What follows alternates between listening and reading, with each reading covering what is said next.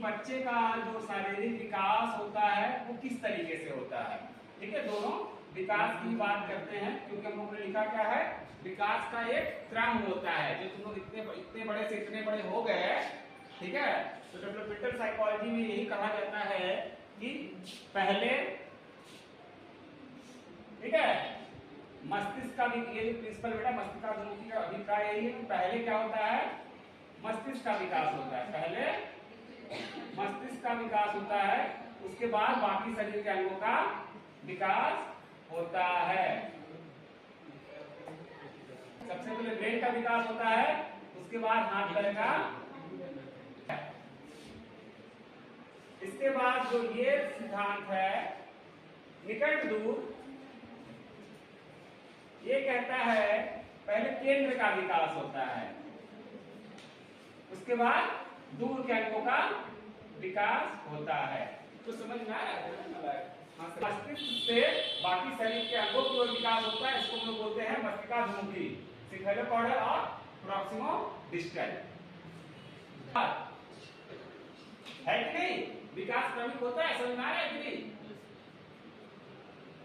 पहले आंख का विकास होता है, ठीक है, बच्चे कब चलना शुरू करते हैं, 5 महीने,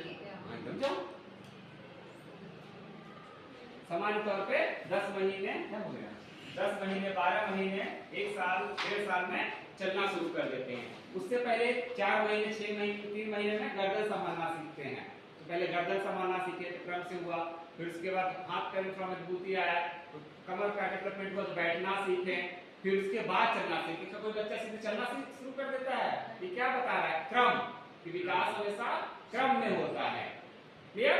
फिर उसके बाद बोलना सीखता है, पहले बोलता है, क्या बोलता है, पहले मम्मी घर जाओ खाना लाओ, कि पहले माँ पा कुछ ऐसे से बोलता है, दादा मम्मी पापा, या दो छोटे छोटे शब्द। उसके बाद धीरे धीरे कठिन शब्द बोलना शुरू करता है, फिर उसके बाद सेंटेंस बनाना शुरू करता है। ये क्या दिखा रहा है कि विकास जो होता है क्रम से होता है। क्लियर हुआ, बनाई होगी, लेटर से वर्ड, वर्ड से सेंटेंस। दूसरा बेटा कि जो इंडिविजुअल डिफरेंसेस, जो विकास होता है ये इसमें अंतर भी पाया जाता है, अंतर का सिद्धांत भी लागू होता है। अंतर का सिद्धांत कहने का अभिप्राय क्या है, कोई बच्चा 3 महीने में गर्दन संभालने लगता है, कोई 4 महीने में भी संभालता है, कोई 2.5 महीने में भी संभालता है, किसी का बउआ 9 महीने में दौड़ने लगता है, किसी का 1.5 साल में भी दौड़ता है। कैसे होते हैं, जिसे 2 साल होता है, डेवलपमेंट इज इंटर रिलेटेड।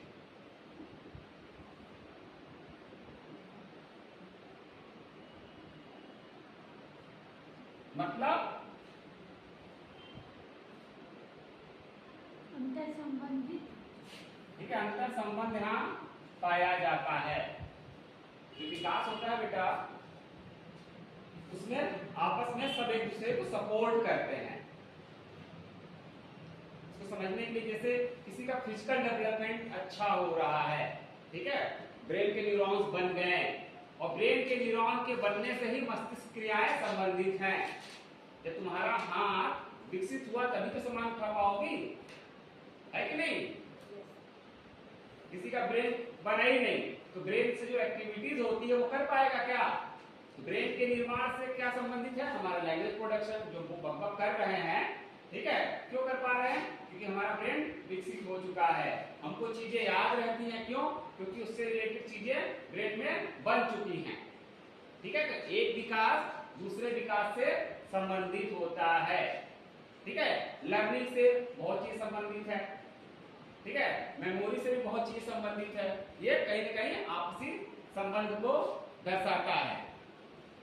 बुझ रही हो क्या कह रहे हैं। हाँ,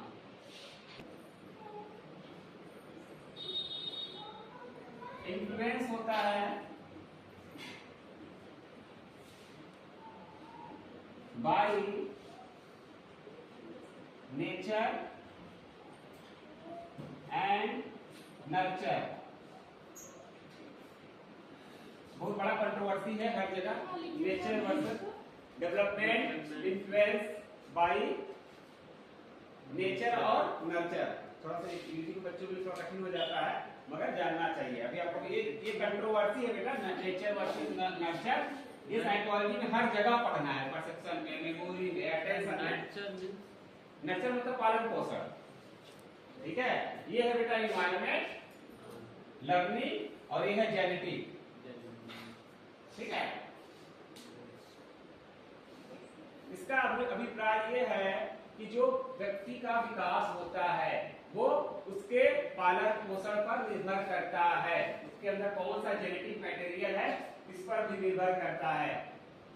किसी को अच्छे माँ बाप का जीन मिला तो उसका शारीरिक विकास उस तरीके से होगा, मगर किसी को अच्छे माँ बाप का जीन तो मिला बट वो चला गया जंगल में, ठीक है। तो ठीक है, 1 2 3 4 5 और विषय पूजा।